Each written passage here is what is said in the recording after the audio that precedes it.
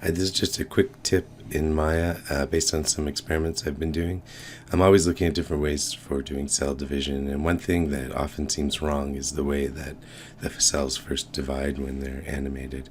Usually a cell, when it's dividing, forms a cleft down sort of along its equator, and then splits after that. Most of the time you see cells dividing, they just sort of move away from each other, become two, and sort of pinch off in the middle, whereas really the kind of pinching happens first. So ignore some of the crazy texture stuff going on in here and focus on this line, this groove being formed.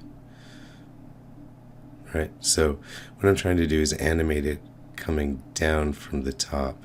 I've just got this extra bright yellow in here so it's easier to see. And then the shifting texture in here. This is using something called the Mesh blend deformer. So this is based on, I assume, the technology used, or the tool already built into Maya called the shape editor. I've discussed this in other videos. We're not using the shape editor here, but it's the same idea. So you can look into this too. Instead, we're going to go to Mesh Utilities, create Mesh blend deformer. The reason we want to do this is because it allows us to use the Mesh fall-off node and also the jiggle deformer, just for fun. So this is what we're going to create here. See, I just start with a simple sphere. This thing comes down and causes that deformation to happen. Okay, so let's build this. Now I'm just going to do mine again with a simple sphere just to make things easier. I'm just going to rotate it around. So this works best when you've got clearly defined edge loops that you can select. It gets trickier if you wanted to go around the poles because it'll get all pinched up here. But I just wanted to demonstrate this as an idea that can be adapted. So I'm just going to delete the history on this thing. Freeze transformations. Call this cell. I'm going to duplicate it and I'll call this dividing cell.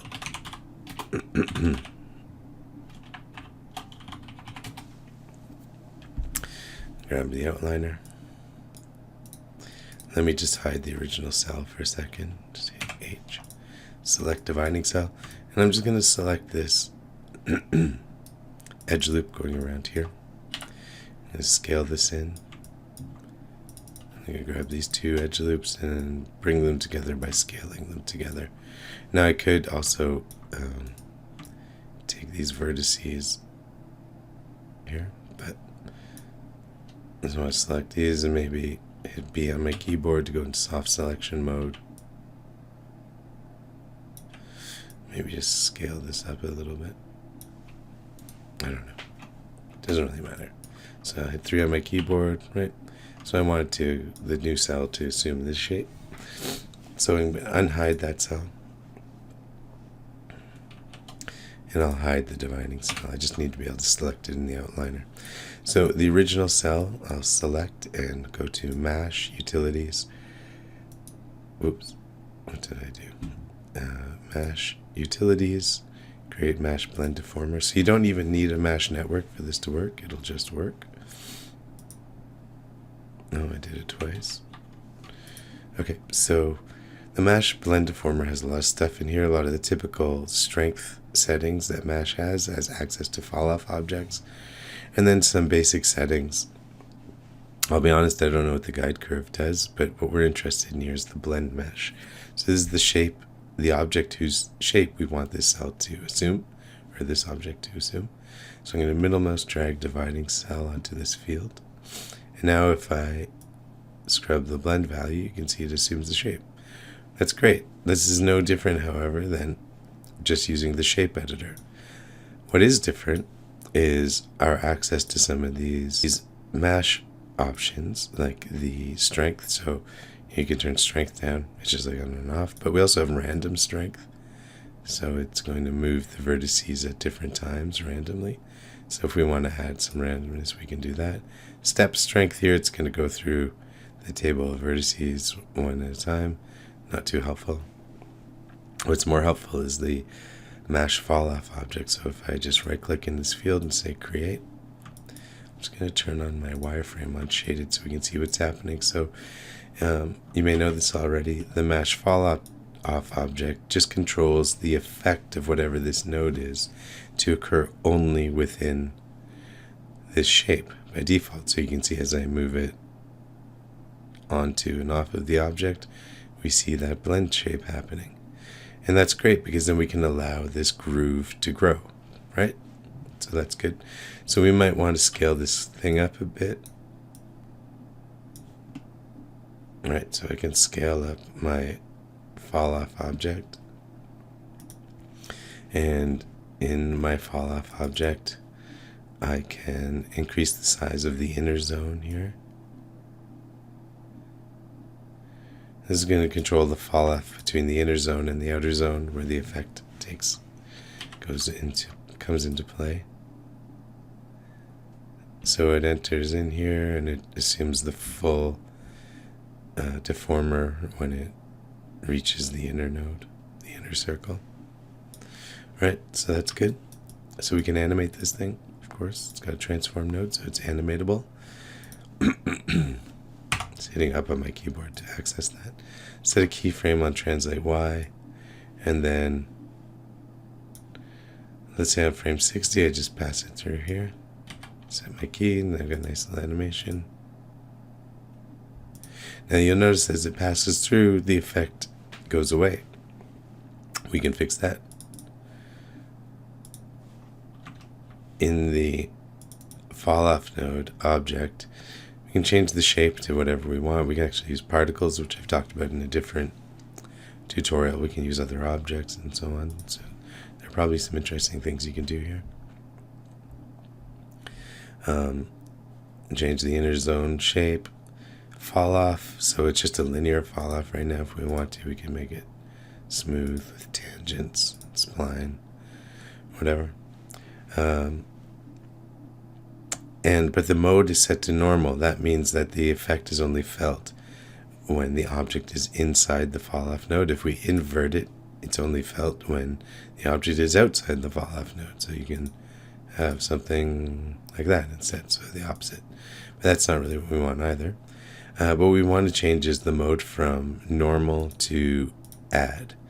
And what this will do is it will go pass over it and it will leave the effect behind. Right? Good. So there we go. When we reverse the animation or go back to the beginning, it should get rid of it. Although I've noticed it doesn't always for some reason. But we can also select this object, and one last thing, we can go to Mash Utilities, create a jiggle deformer, and this does what it says on the box. It makes a jiggle in a non-dynamic sort of way, so no fussing with dynamics. Let's see what it does right out of the box. Looks like it did something, but it's kind of hard to tell. So what we're looking for is a little secondary motion after the effect takes place. So let's go to the jiggle deformer here. So we've got damping and stiffness. So damping will slow down the jiggle deformation. Stiffness will kind of control how far it will go. Normal strength, so along the normals, directional strength. Maximum translational, I'm not sure. I think this has to do with if this whole object was moving and then it suddenly stopped, it would also experience jiggling. This is what I think this does, and this is a multiplier, but don't quote me on that. You can also put a fall off object in here, but we're just going to mess around with this. So let's try a higher damping and a very low stiffness.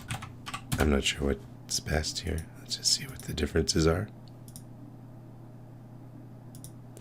It's kind of hard to tell, but it is sort of settling into that position.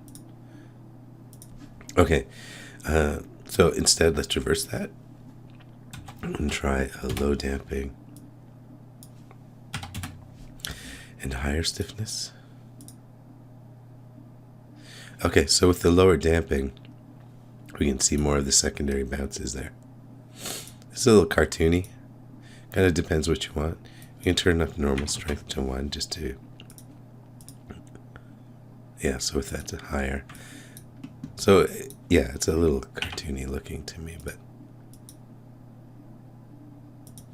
yeah, it bounces maybe a couple too many times, so we can turn up the damping to 0.1.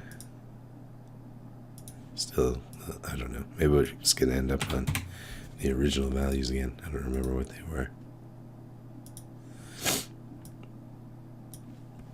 Let's try really high stiffness and see what happens. Nothing. Oh, I'm going to cut that out too. Never mind. I'm going to reduce the damping.